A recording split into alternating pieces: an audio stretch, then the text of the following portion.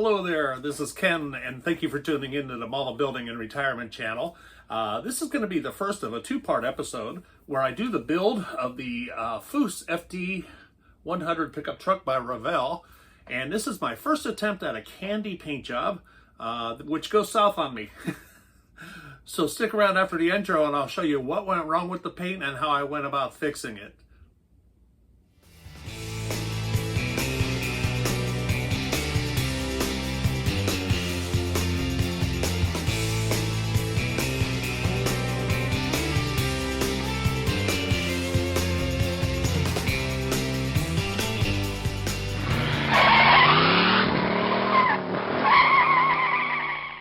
Okay, so it's time for our next build, and in this case it's going to be the Revell Foose FD-100 pickup truck with the Foose Designs, which I'm pretty sure is going to be nothing special other than the wheels. But anyways, let's open the package and see what we got inside here.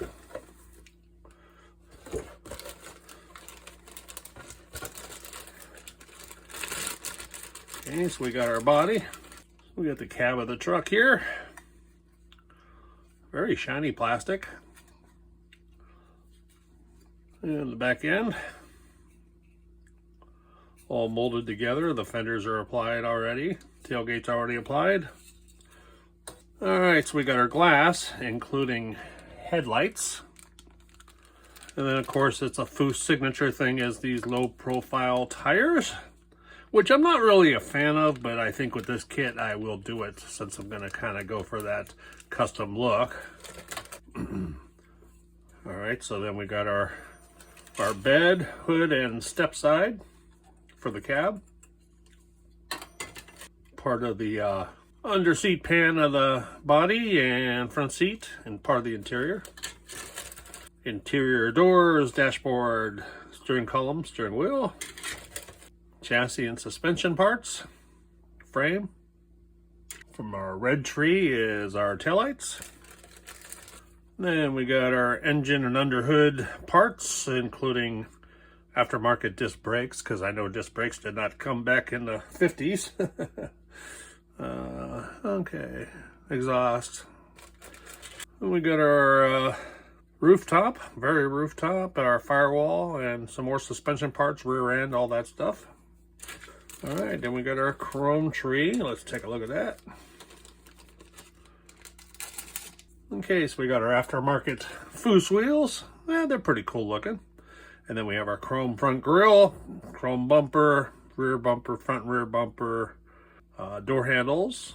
Okay, separately applied door handles, rear mirror, and a few accessories there. Two metal rods, so I'm assuming front and rear axles. And then we got our Revell instructions, which are usually pretty detailed instructions, and comes with decals. Let's see what's included there. All right, so we got a Roush Racing motor in this truck, so there'll be decals for the motor.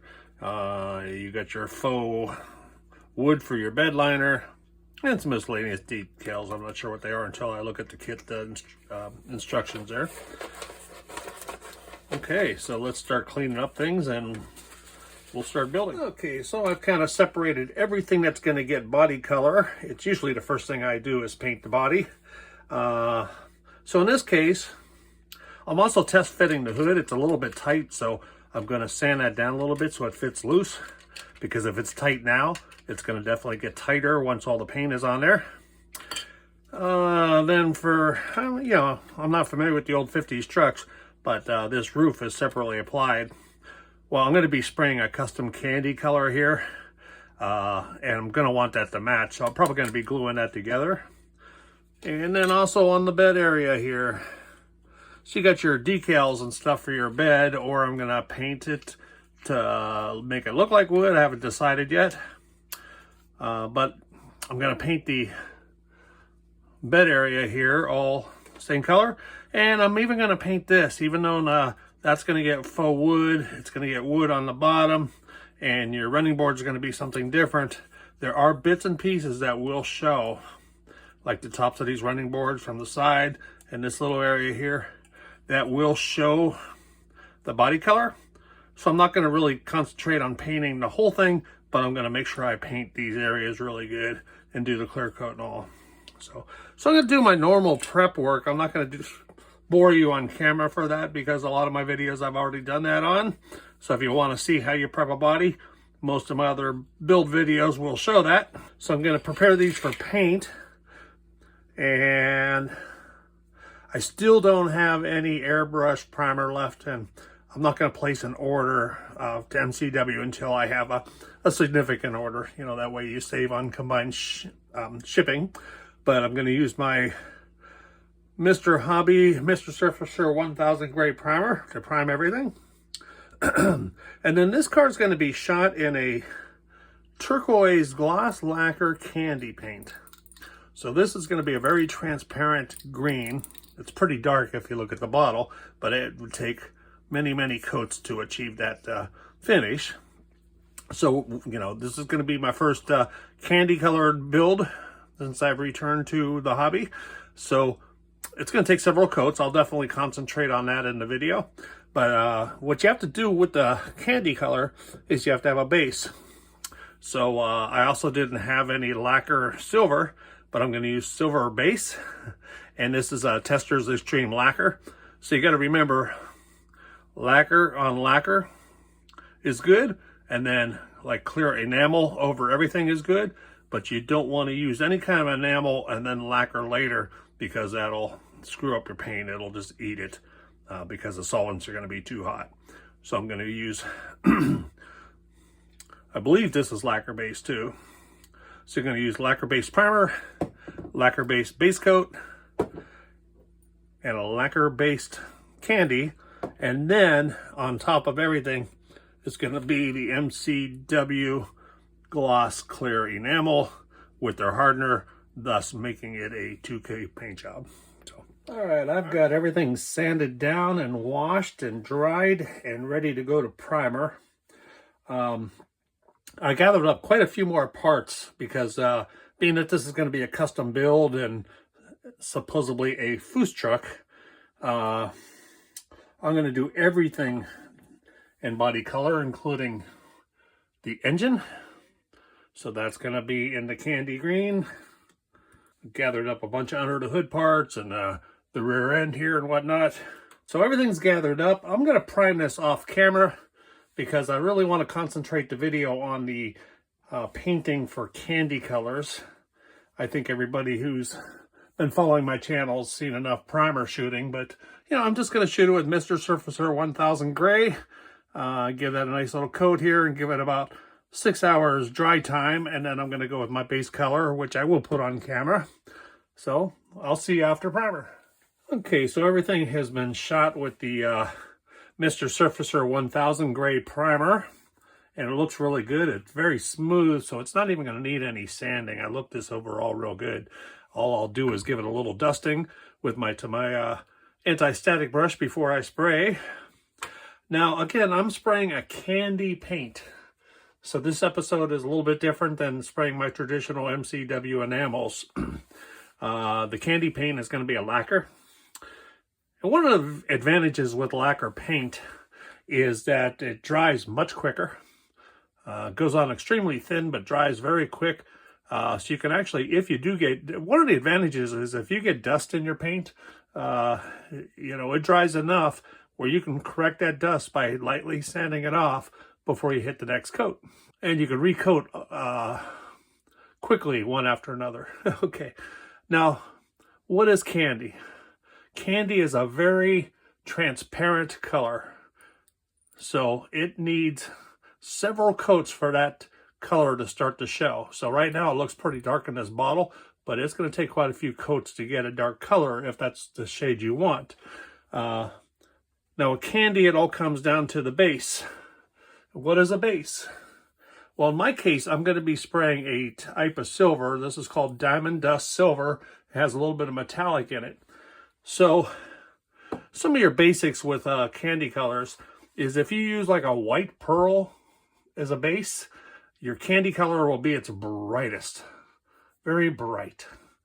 You know, I mean, yes, you could darken it down with more coats, but you're going to really see that color over everything. And then the next one is the silvers like this. And what the silver does is it introduces a little bit of a metallic finish, which is going to be coated over with the candy. And that gives it a bright, shiny, shimmering finish, which is what I'm shooting for. Now you can go gray to turn that down, tone that down a little bit. You can even go gunmetal, and you can even go black. You could shoot over black base. Your color will be very dark, and the more coats you put on, it'll slightly lighten up, but it'll be a dark color. But for me, the silver is going to give you a nice, deep, depth type of paint job. So again, we're going to do this with a spray can, and I'll meet you at the booth. And this I will put on camera. We're going to shoot this, and then we'll come back after it cures out, and we'll do a little bit of light sanding if necessary, and then we'll go on to candy colors.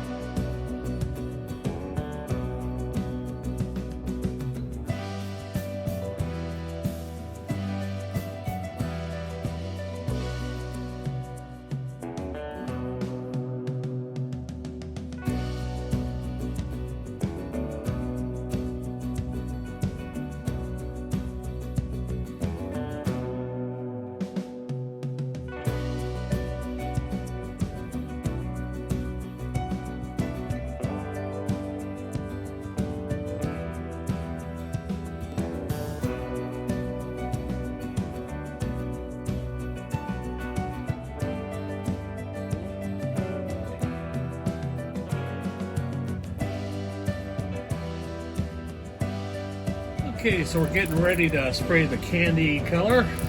Now, one important thing is to mix it up really, really good, as usual. Now, the other important thing is, and it's important with any paint job really, is like if you're going to paint the body, make sure you put the same amount of paint on the hood and the trunk or whatever, you know, separate parts of the body, because, you know, you don't want your hood to be a different shade. Now with a regular color, that's usually not too difficult because you've only got like maybe 2 wet coats. But with candy, who knows how many coats you're going to spray? I mean, it may be 6, it may be 8, it could be 10, you know. So if you neglect to keep all the parts in rotation, when you marry things up, you know, they may just appear different. So it's real important to do that. Now the MCW Finishes is ready to spray. Now, generally, if this was, I don't spray their lacquer too often, but generally I can get 2 models done with 2 coats of their primer, 2 wet coats. Now that makes me nervous because I know I'm going to probably need a lot more coats here. So what I'm going to do is I'm going to concentrate on the main body first, because that's going to be the most important thing to have the color. So things like the engine details or whatnot, if I don't have enough paint, I'll worry about that later. But right now it's real important to me to have the cab and the hood and the bed area all matched coloring the best. So that's the way I'm going to approach it. Also, I'm not sure how many coats I'm going to need. I know that I want it to be a beautiful see-through transparent turquoise. So it's going to be a seat of the pants thing. You know, as I'm spraying, I will decide, you know, when I think I have enough coats. So it may be 2 coats, it could be 10 coats, I don't know. So we're going to get started here in just a moment. And one other thing I wanted to point out to you is I'll be shooting with my Galari GH-AD number 39. This is their beginner entry-level airbrush, which is what I've been using all along. I get beautiful results with it. So I'm going to be using that. And I'm going to be using the 0.35 millimeter needle and nozzle, and I'm going to be running about 18 psi of pressure. So we'll get started.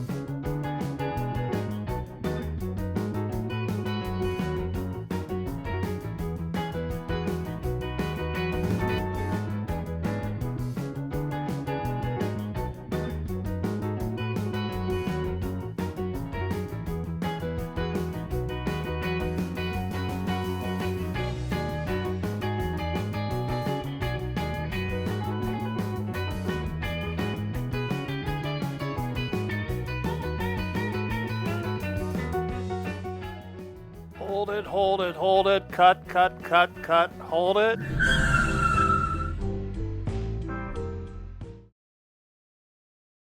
Okay, hold the show, everybody, hold the show. Stop what you're doing. Listen up, people. Okay, here's the situation. I love the color. It looks beautiful. I started sanding it, preparing for clear coat, but as I suspected, spraying everything individually, the shades just did not match up. For example, you know, when you marry this back trailer or back bed to the running board area, I got two different shades here going on. The tops of the fenders I did not spray as well. The hood is the darkest, came out beautiful. I'm just inconsistent. So I'm gonna give up on this whole candy paint job. And I've already sanded everything down with just, all I'm doing is sanding it down with 3000 Trizac. Instead of stripping it, I don't see any need to strip this whatsoever because I don't have any thick buildup anywhere. But I've changed my mind and I'm gonna go with MCW Finishes Tahoe Turquoise Metallic Gloss Enamel. And then I'm going to top coat with clear with this. Now, this is a much darker green and it's not candy, it's a metallic. It's gonna be much more consistent, so it's only gonna take 2 wet coats and everything will be very uniform. So switching gears right in the middle of a project, first time I've had to do this ever. I've never scrapped a paint job. And like I said, it's not the color and it's not the paint. I didn't have enough. If I had double the paint, I could have just kept coating the parts that looked light until they were dark. But in second thought, just the entire truck, I think it's going to look better, darker. So, all right, so we're going to go back to the booth.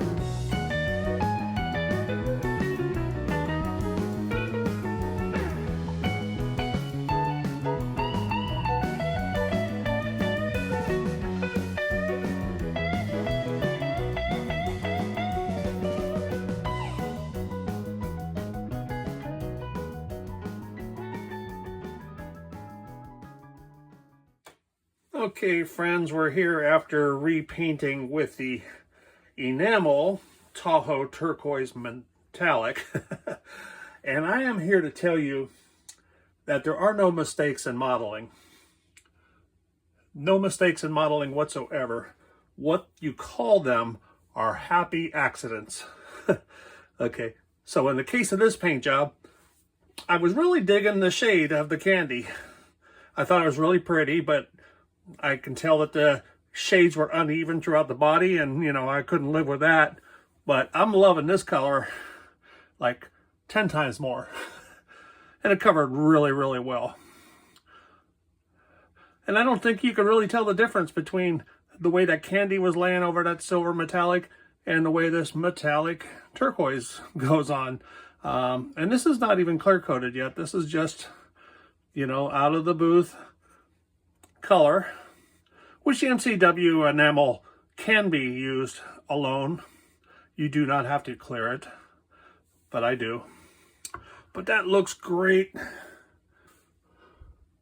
The hood looks great. Engine looks awesome. And all this gets clear coated. But the biggest failure on the candy paint job was this back end here. And if you remember, the running boards were a separate item, and that bottom half of the running board was much lighter than the truck sides, the step sides. So I kind of married them together. They're not glued, they're just kind of pressure fit together. That way I was sure to get an even coat, because that was the biggest reason I put the halt to the old paint job and wanted to redo it. So I'm very happy. I think it laid on really nice.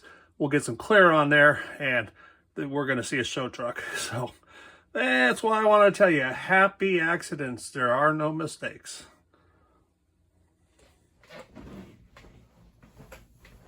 One other thing I wanted to share with you guys is if I'm building even one kit waiting for the paint to cure, or if I'm building multiple kits, I bought several of these Sterilite 6-quart totes. So they're about 13 5/8 long, 8 1/4 wide, and almost 5 inches high. And what I'll do is I will store my parts in there while they cure, or if I got bored and delayed and wanted to build something else. This keeps them clean. It keeps dust from building up on it until you're ready. Whatever. So we'll get everything in there.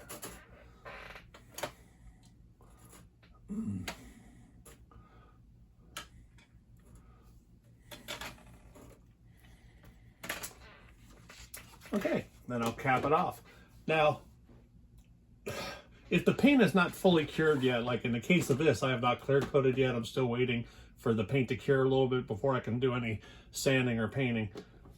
So I do not seal the lid. I just leave it cracked open a little bit, and that allows it to breathe a little bit. But I thought I'd share that with you. So I have like about 5 of those. So if I wanted to, I can have up to 5 different builds going. I keep all my parts separated. Oop, almost forgot one, the hood.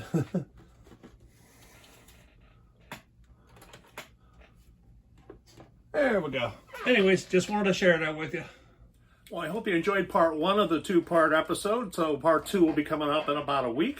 Once again, I just want to thank everybody for following my channel and supporting me. And if you haven't already done so, please hit the subscribe icon above there and subscribe. It costs you absolutely nothing. And if you ring that little bell icon there, that'll alert you to my new videos as they come out. And always feel free to comment below. One other reminder is I did open up a merchandise store. So on my main channel page, there's a store button if you want to. No obligation whatsoever, but if you want to support the channel, you know, there's t-shirts and hats and a few other things for sale there with my my new logo on it. So thanks again for watching. We'll see you next week.